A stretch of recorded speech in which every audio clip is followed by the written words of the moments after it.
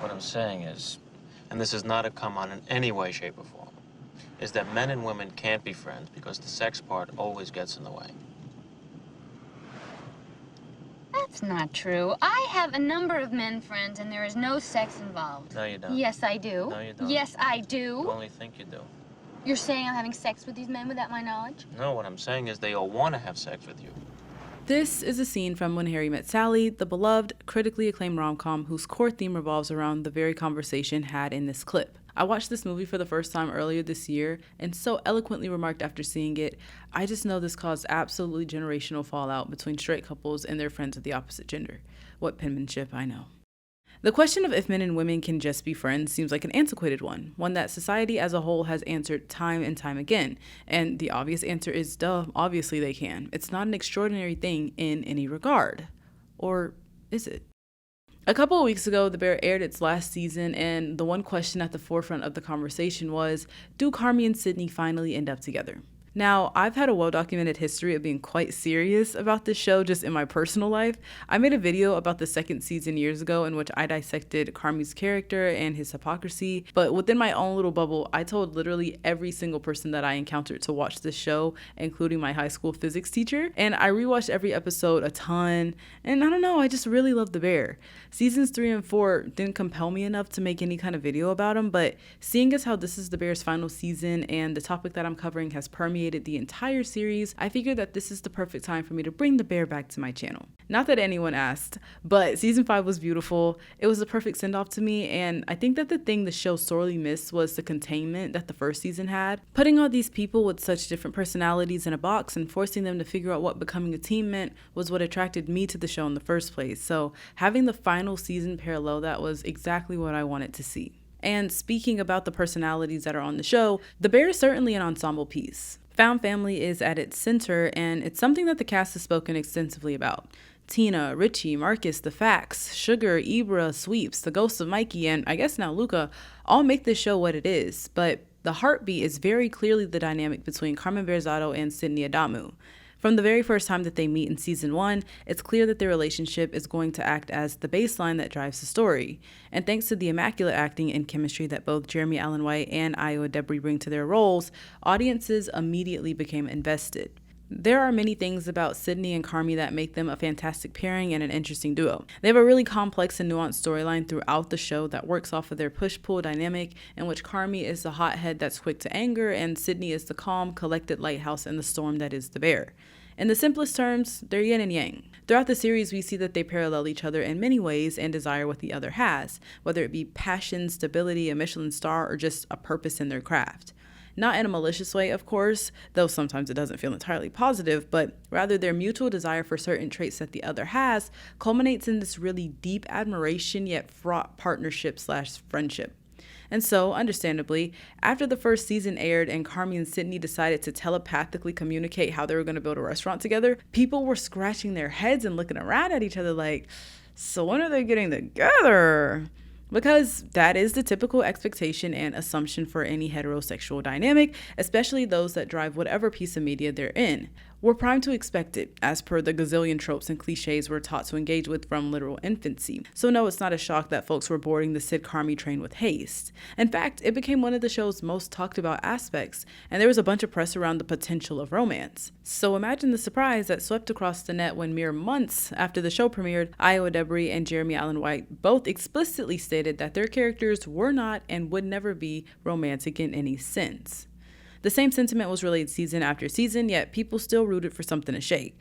And I guess now is the time for me to give my little 2 cents on their relationship. So let me just say, I never wanted anything romantically between them. That's how I felt from the very beginning of the show to the very end of the show. And it's something that I am very pleased to say worked out in my favor. Thank you. But more on that later. But listen, I'd be lying if I said I didn't understand where people were coming from.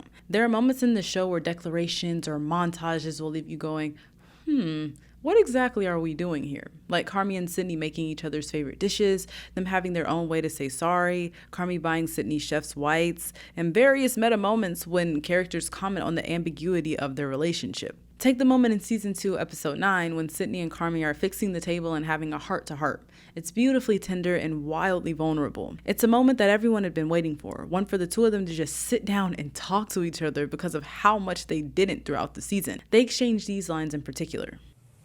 You could do this without me. I couldn't do it without you. Yeah, you could. I wouldn't even want to do it without you.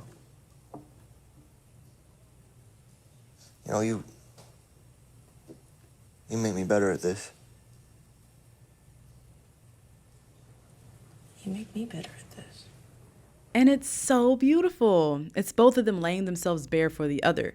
It's one of my favorite scenes of the entire show. And for a lot of people, this was the moment that signified the undeniable truth that these two were going to end up together. But during the same season, we witnessed Carmy attempting to date Claire Fack, or rather Claire Bear, in order to become kind of sort of a functioning person again and connect with life outside of the kitchen. I touched on this in my other video if you want to watch it, but a major plot point of season 2 was that Carmy was less focused on being a good partner to Sydney in order to pursue something with Claire. I understood what they were doing with portraying Carmy as someone who's simply not equipped for the situations that he puts his own self into, but a lot of people were very unhappy with the choice to have Carmy get a girlfriend after so bluntly denying any romantic stirrings between him and Sydney, and I understood that too. That, and because Claire kind of acted like this blanket love interest. She didn't really have a purpose outside of being with Carmy, though there was that episode when she was a nurse at the hospital that Sydney's dad was at after he had a heart attack, and when looking at her place and the plot of The Bear, her personality was very quickly swallowed up by everyone else's, and the slower pace of her and Carmy's storyline kind of weighed the story down in my opinion. It was like she was there to symbolize Carmy's attempt at bettering himself and changing, but all the bettering and change that he went through was done at the hands of those that worked with him every day, especially Sydney. And do I kind of think that was the point of him trying to like find somebody to cling on to, opposed to actually acknowledging the fact that he was changing in real time through working with these other people? Like, kinda, yeah, but like, that's not the point. That's not the point of this video. In the same season, the only inkling of romance that involves Sydney is the unrequited crush that Marcus has on her. And just to touch on it briefly, this show has a bunch of ships, which, if you're not familiar with the term, it's just a word that people use to categorize romantic pairings, whether they be fan implemented or actually exist within the narrative of a certain piece of media, aka the canon. Sydcarmy, which is Sydney and Carmy, is definitely the biggest one, but a few other popular ones are Sydney and Richie, Luca and Marcus, and Sydney and Luca. Back to these two though. As I mentioned before, I never wanted Sydney and Carmy together. My biggest reason for this is simple. If Carmen Berzatto irritated me this bad as Sydney's friend and partner, he would have absolutely pissed me off under even the slightest of romantic pretenses. Like he baby trapped her with a debt-riddled restaurant. Come on. And I do say that with love because Carmy is genuinely a fascinating, wonderfully complex character. But my God. When Jeremy Allen White was asked about potentially seeing Carmy and Sydney together, he responded by saying, "I hope for Sydney's sake, romantic love is not going to be explored in later seasons. I just love their relationship as it is. The amount of respect that they have for one another and the fact that they have a shared history, even if it's not together. They've been through similar traumas and they really see one another. To add romance or sexuality would monkey up what I enjoy about their relationship." And this aligns with my way of thinking too, specifically the part about for Sydney's sake. I think that what we've seen with Sydney and the way that she's characterized, she would have never want anything romantic with anyone she works with, especially someone whose attempted relationship went up in flames literally in front of her eyes. And on top of that, Carmy needed to figure his own stuff out before trying to do the dating thing again, which is something that he acknowledged himself. Still, the depth of their relationship holds an undeniable weight, one that constantly kept viewers asking, what is this? Take these two polar opposite articles, for example. GQ's "The Bear is not a hashtag sydcarmy love story, you weirdos," and The Ringer's "The Bear is a love story. Let us explain." They're literally in direct conversation with one another. One argues rather plainly that there's absolutely not a single modicum of romance between Sydney and Carmy, while the other is adamant that the potential is there and was just waiting for the perfect time to bloom. Both lie on either side of the spectrum that is shipping, but one thing they both omit that I would like to acknowledge here is precedent. There's a dimension of this conversation that I have to speak about when it comes to fan reception and audience perception of these two, and that is race. As I mentioned, when Claire was introduced as Carmy's romantic counterpart, a wave of confusion washed over many viewers. Romance seemed to be an absolute non-factor when it came to Carmy, specifically when it came to talking about his involvement with Sydney. So having this new person pop in and immediately assume a major role in the show, a role that subsequently ate into Sydney and Carmy's dynamic, well, some people had an issue. To some, it kind of seemed like, I don't know, maybe Sydney was taking a back seat, perhaps being seen as disposable. Historically, in media and in life, we've seen Black women be put on the back burner. You know what? No. Back burners being kind. They've been categorically stereotyped and are often barely given the time of day. This issue of representation, though most widely seen within media, is absolutely rampant in fandom and consumer spaces too. Misogynoir, the anti-Black racist misogyny that Black women experience, is no new thing. From feeling as though a Black woman isn't fit for a role for some indescribable reason to just being straight up racist, there is a set precedent for Black women being seen as less than, to be deemed unworthy of the leading spot alongside their non-Black counterparts. And just speaking from experience as being a Black girl in majority white fan spaces, it is actually crazy to see how little folks care about a ship if a Black woman is involved. Like genuine, honest to God insanity. With that in mind, it's no surprise that when the discussion around romance and the bear started to heat up, alarm bells were sounded. Like I said, I was glad not to see these two together for many reasons. Carmy would be a terrible boyfriend, it would genuinely ruin their work dynamic, and Sydney would not put herself in that situation. And I truly believe that most of the people that were against seeing them end up together romantically have legitimate reasons to think that. I mean, the actors themselves have shot down the ship time and time again. But for those that couldn't or can't quite articulate just why they feel like Sydney and Carmy are romantically incompatible, perhaps we should look to history and internal biases. In her article, The Bear Fans Opposing Sydcarmy Are Exposing Their Own Racism in the Name of Platonic Love, Jendaya Omowale writes about that very issue. The whole thing is really interesting, and I'll leave it in the description if you want to give it a read, but I'll just mention one part that really emphasizes the point that I'm making. She writes, Black women have been typecast into offensive caricatures for decades, especially darker-skinned Black women, and especially in romance media. According to Atlanta-based filmmaker Jamila Bell, colorism can be more prominent in genres like the rom-com or, frankly, any story that involves love interest due to biases against dark-skinned women. In addition to the colorism that impedes Black women from becoming a main love interest, interracial relationships are represented differently in film and television altogether, according to a paper published by the Pepperdine Journal of Communication Research. The study revealed that interracial relationships in media were shown to be less intimate and less communicative compared to intraracial couples. It would make sense then that fandoms, groomed by decades of on-screen portrayals of loveless PDA versus interracial couples, would balk at the idea of them becoming the centerpiece of glorious shipping wars. Again, like I said, there are 100% people that have very valid reasons for not shipping Sydney and Carmy. I am one of them after all. But it would be a disservice to not mention this very crucial element of this conversation, especially since Sydney is genuinely such a beloved character to me and so wonderfully written and acted. And Io Debris has broken barriers for her portrayal, and rightfully so. She's a star. That said, Sydcarmy is but one of many ships in the current climate that have been swept into the vortex of fandom and critical analysis alike. Just like the relationship existing in a place that is decidedly aromantic with a big old Claire-shaped asterisk next to that, we see a similar situation unfurling in the chaotic, all-in-a-day, whirlwind world of The Pitt. Much like everyone else, I've been watching The Pitt since its immaculate first season aired last year. It's truly a fantastic show with an incredible ensemble of actors. Every character feels so real and so grounded, and I love the diversity that we get in literally every aspect. It's wonderful. The show prides itself in its unmitigated focus on the emergency room, from the accuracy of its procedures to the true-to-life atmosphere. And one thing that it most obviously lacks is an abundance of romantic subplots. It was a welcome change in comparison to other popular medical dramas, especially those with big casts full of pretty people who are just ripe for romancing. So on screen, no, there's not much happening romantically. Online, however, is a different beast entirely. Every episode, we get to see different dynamics and relationships being built in real time, and it's always a real treat to see the wide variety of character interactions. We get really unexpected pairings that make for unexpectedly moving dynamics, and I love it. So, of course, as we see these characters settle into rhythms and patterns with each other, we also see the stirrings of audience-anticipated romance. It's not surprising in any sense. I mean, there's a bunch of beautiful people in one space. Folks are going to want to see some smooching and stat. But this show, much like The Bear, has kept its feet firmly planted in the "we are not a romantic show" sand. But I mean, does that really mean anything to the fans that still crave some kind of romance on their screens? And before I get too deep into The Pitt and its multiverse of ships, I think that I should make it clear that the problem is never going to be shipping. There was a Variety article that came out a while ago about The Pitt and all the ships that are involved and the fandom culture and stuff. To me, I don't really think that article is focused on the actual issue. It's never going to be fanon or headcanons that are the issue here. I want everybody to ship to their heart's content. The situation with The Pitt aligns with that of The Bear, though, one that I've been waiting to mention: baiting. Baiting in the sense that fans get excited about a ship or the potential of a ship and subsequently begin to anticipate it actually becoming true or going canon, only for it to not. It's the expectation of romance, regardless of if it's feasible or not. Like with sydcarmy, I saw a lot of people say that if the two of them didn't end up together, it would ruin the show for them, or that they'd be disappointed to get no payoff for all the baiting that happened. It's a frustration that's existed within fan spaces since, well, forever. And the Pitt is now towing a very interesting line when it comes to that sentiment. I'm not gonna lie, if there's a ship that you've thought about in the Pitt, it probably exists. And I mean, even if it's been a fleeting thought in your mind, it exists.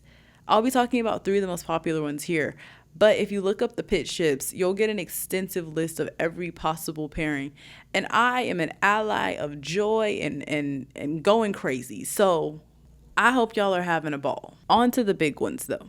First up, mohabbot.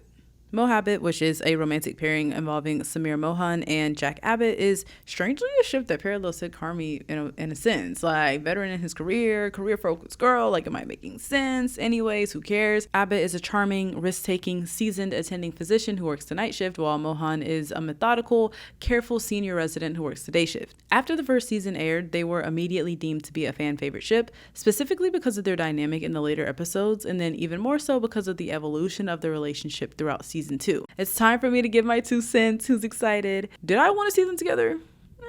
Not really. Mainly because I think that Samira would not go for that, especially with the stress of her career at the time, but that's just my understanding of her character. The ship makes sense though. These two are deeply loved by the audience. They have great chemistry. Jack Abbott has had everyone and their mothers in a chokehold, and Samira is easily one of the show's best characters, and I'm genuinely sick over the fact that she's not returning. What am I supposed to do if I can't analyze her and Robby's relationship? Like, it's just gonna be left in this weird limbo. Like, no, I need it to keep turning over their mirror images of each other analysis in my head. What am I supposed to do? But much like the Harry and Sally conversation at the top of this video, could these two just be friends? The question will never get a definitive answer now, but in canon, like, technically, yes, they do remain friends. Within the show, they're nothing more than co-workers who fans want to see together. But according to Sean Hattasey, Abbott definitely has feelings for Mohan, gets this sort of fluttery feeling when he's around her, flirts with her pretty consistently, and would find her even if she went to Jupiter. Supriya Ganesha said that she hoped Mohan would realize that Abbott was flirting with her at some point after season 1 aired, and pondered the status of their future relationship. Fans will ultimately never get to see what comes of their whole ordeal, but the actor's comments fully led people to expect something from upcoming seasons. Alongside mohabbot, we have Kingdon, the romantic pairing of Mel King and Frank Langdon. These two were also immediately shipped due to their close proximity and shared screen time. They have a very sweet relationship. It's one where they learn a lot from each other and act as one another's support system in trying times. Mel comes into the Pit as an experienced yet anxious resident and is paired up with Langdon, who's known for being quick on his feet and Robby's protege. Mel's being neurodivergent and Langdon's adjustment to how she works is something that I've seen cited when people discuss why they find them romantically compelling or compatible. But again, we end up in the car with Harry and Sally. Langdon and Mel aren't written romantically in my eyes. I find their relationship and understanding of one another really endearing and very platonic, yet they're one of the most popular ships amongst the Pitt's fans. In a complete 180 to mohabbot, Taylor Dearden and Patrick Ball both spoke about the fact that they believe Mel and Langdon's relationship to be strictly platonic. Ball had this to say: "I think it's rare that you get to see a completely platonic and healthy friendship between genders like that. I think it's a really lovely friendship that they have." He also emphasized the fact that Langdon is married, even if it is in a rocky place right now. Which, now that I mention it, I should bring up the fact that Abbott was also shown to be wearing a ring in season 1, and I have never seen so many people hope and pray that someone was a widower. Like, it was genuinely hilarious.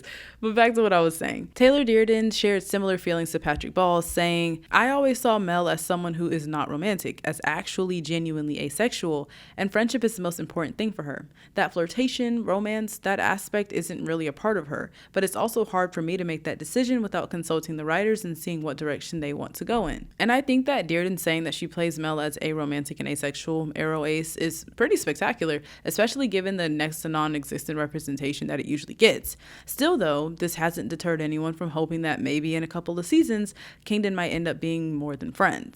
And speaking of hoping for more than friends, I present to you the Pitt's most popular ship, hucklerobby. Hucklerobby is comprised of Dennis Whitaker, a first-year resident and the show's lead, Michael Robby Rabinovich, the chief of emergency medicine. The Huckle part of their ship name comes from Huckleberry, the nickname that Trinity Santos bestows upon Whitaker after learning of his farm upbringing. If you're not really online, this pairing being the most popular one might come as a surprise.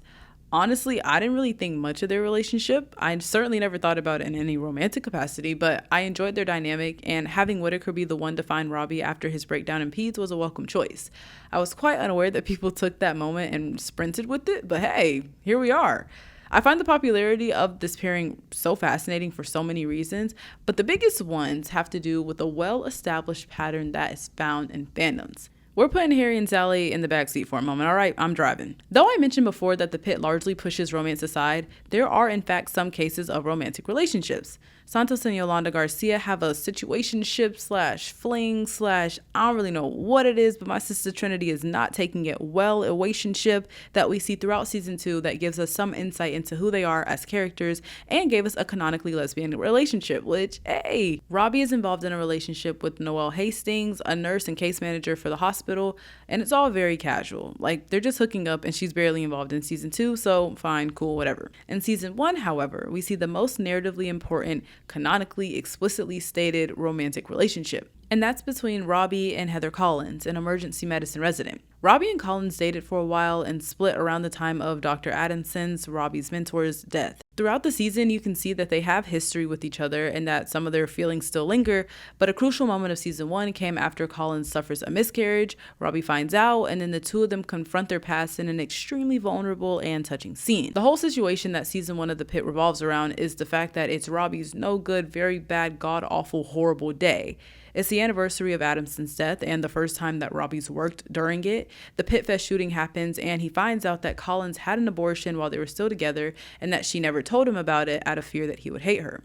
Heather revealing this 1000% contributes to the things that weighs down on Robby before he finally breaks. But despite how emotionally invested those two were in each other's lives, fan reception doesn't quite reflect that. And I bring Heather and Robby's relationship up because of the fact that Robby is one half of the most popular ship in the Pitt's fan space, a ship that honestly you'd think would be pretty niche. I've seen it labeled as a crack ship, which is exactly what it sounds like, a ship that's on crack, usually unserious or shipped jokingly, but no, it's not. It has a massive fan base, and I've seen people genuinely rallying around their potential. The popularity of hucklerobby in comparison to garsantos, an established lesbian pairing, or Robby's other canonical relationships with women of color, draw attention to the fandom phenomenon known as two white guys. It's also exactly what it sounds like. Fans' tendencies to ship two white men and for that ship to end up being significantly more popular than pairings between non-white and / or non-male heroes.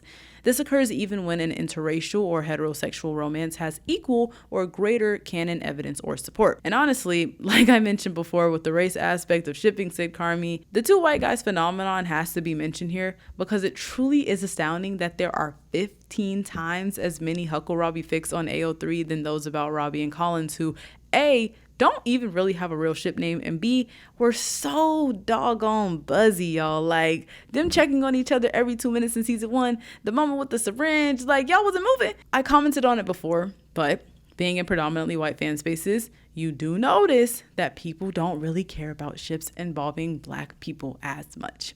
White men truly do occupy a space within media that majority white fandoms continue to uphold without any real challenge. And also, I just think it's funny that hucklerobby is literally listed as an example of the two white guys situation on the fanlord page. Like, that's just funny to me. And getting back into hucklerobby as a ship, I don't want this to sound like I'm just categorically shitting on it, because I'm not.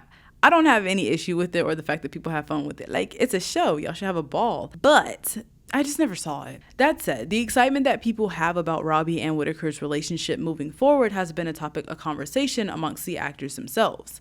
Noah Wiley was asked about the ship by Radio Times and said, "Yeah, we've been depicted numerous times together in romantic settings. I'm amused by it, but what I'm mostly amused by is that I get to send it to Garen Howell and just tell him that I'm thinking about him." When Garen Howell was asked about it, he said, It just shows that the characters have made an impact on the audience, and it's great. It's really lovely. But we try not to let it seep into our view of the characters. It's its own, maybe subculture isn't the right word, but it's its own space, you know? And you also don't want to intrude on that. You want to appreciate it. Alongside that, he mentioned that his relationship with Amy, the wife of the farmer who died in season 1, is platonic as well. So no kind of romance for Whitaker in any sense. And I want to hone in on what Howell said there with not letting shipping conversations seep into the actor's view of the characters and intruding on spaces, because it's part of a bigger trend in media, one that I kind of touched on in my last video about Wattpad Studios. There's a thing happening where fan spaces are bleeding into the creative and professional world, and to me, it's not ideal. As someone once said, church and state should be kept separate. It's not always the best or most productive thing for publications to ask actors about the ships and various headcanons that fans have. Obviously, addressing them is a buzzy marketing tactic that both pulls fans in and establishes that there's some sort of plausible tether between the creatives behind the show and those that consume it. But it's also very sketchy and, dare I say, slightly unethical to not only subject fans to seeing their fandoms exposed in a way that they certainly were not anticipating, but also exposing the actors to pieces of the internet that they literally otherwise would have never encountered. Segueing slightly here, it's a virality tactic that will 100% have negative effects in the long run. From things as small as brands now interacting with people online in ways that are intentionally modeled to blur the line between professional and not so, to talk show hosts and interviewers showing actors explicit fan art, to BuzzFeed really towing the line with those doggone thirst tweets, and they have been for a long time, to the Scuderia Ferrari F1 team showing Lewis Hamilton and Charles Leclerc RPF. Are y'all losing your minds? What are we doing? And if I end up seeing either the Norway or England national teams post or ask something about Jude Bellingham's pheromones weakening Erling Haaland's defenses to their faces, I'm actually gonna have to do something crazy. Church and state, people. And jumping back to shows like The Bear and The Pit, it also feels reductive at certain points to have a show that doesn't prioritize romance, but then have a big chunk of the press cater to that barely there aspect because they know that it's going to get more people talking. And also, it brings up an even messier question that's existed forever, but has been exacerbated by the invention of social media. Is canon what we see, or is it what actors say about their characters?